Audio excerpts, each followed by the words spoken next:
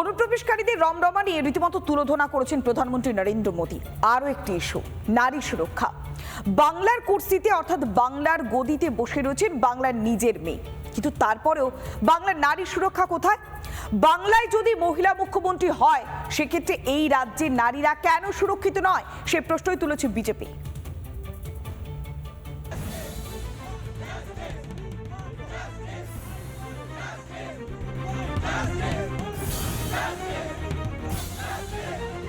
TMC के राज में school, college और यूनिवर्सिटी में भी बेटियां सुरक्षित नहीं है।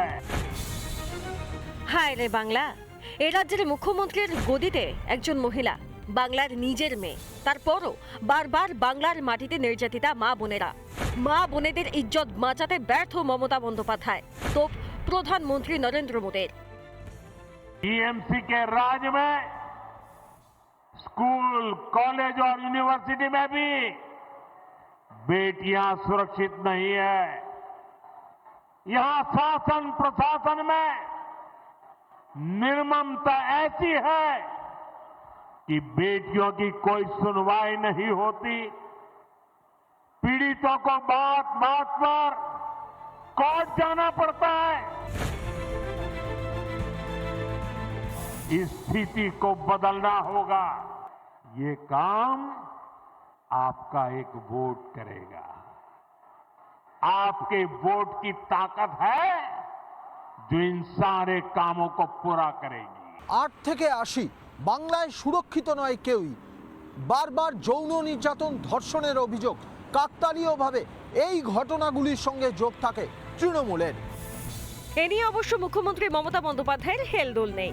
তিনি তো আবার সর্বক্ষেত্রেই নির্যাতিতারই দোষ খুঁজেন। মেয়ে মারা গেছে নাকি রেপ হয়ে, আপনি রেপ বলবেন না প্রেগনেন্ট বলবেন না লাভ অ্যাফেয়ার্স বলবেন? এটা এনকোয়ারি করেছেন কি? কিন্তু ছেলেটির সাথে মেয়েটির নাকি লাভ অ্যাফেয়ার ছিল, আমি শুনেছি। কি বলছে না, তো মহিলাদের ওপর অত্যাচার চলছে। সন্দেশখালীর ঘটনা তোমাদের পরিকল্পিত রচনা। ইলেকশনের আগে এরকম দু একটা ঘটনা ওরা ঘটায়। এ নিয়ে রাজ্যের শাসক দলকে বিঁধেছে বিজেপি। এটা তো প্রমাণিত। সেই পার্ক স্ট্রিট থেকে শুরু হয়ে মনোজিৎ মিশ্র, আপনি চলে আসেন অভয়ের সময় যে এখনো পর্যন্ত যার অভিযোগের নাম আছে, সে কলকাতা পুলিশের সিভিক ভলেন্টিয়ার। এবং সিভিক ভলেন্টিয়ার কারা সবাই জানে। যেখানে ধর্ষণ সেখানেই তৃণমূল, আবার যেখানে তৃণমূল সেখানে ধর্ষণ।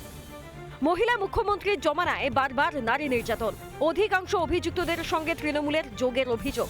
মাননীয়া, তৃণমূল করলে কি 7 খুন মাফ? মানুষকে কিন্তু বোকা ভাববেন না। 26-এর ভোট বাক্সে উত্তর দিলে সামলাতে পারবেন তো? রিপাবলিক বাংলা।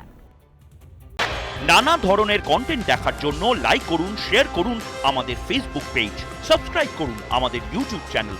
পাশাপাশি অন্যান্য ব্রেকিং নিউজের জন্য অবশ্যই চোখ রাখুন রিপাবলিক বাংলায়।